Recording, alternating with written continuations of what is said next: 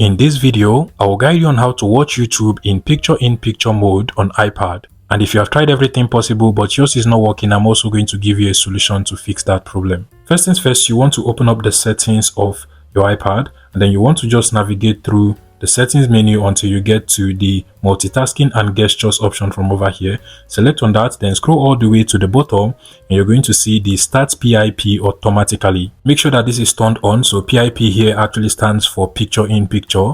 And basically this is all you have to do. If you exit the settings of your iPad now and then go over to YouTube and start watching a video and just exit the YouTube app, you're going to see we have the picture in picture mode from over here working pretty well.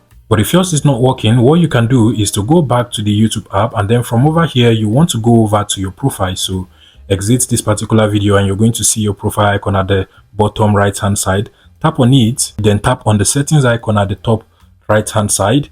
And just under the general settings, you should be able to find the PiP or picture in picture mode and then enable it from over here. If you do not see it from over here, you can just go all the way down to video and audio preferences, then to playbacks, and you might also be able to find it from over here. Just make sure you enable it from over here as well and you're good to go. Finally, with the picture in picture mode on your iPad, you can actually choose to directly open up the video by tapping on the icon at the top right hand side over here to open up the video, or you can actually just close the PiP by tapping on the cancel icon on the left hand side. If this was helpful, please let me know in the comment section and subscribe to this YouTube channel, guys.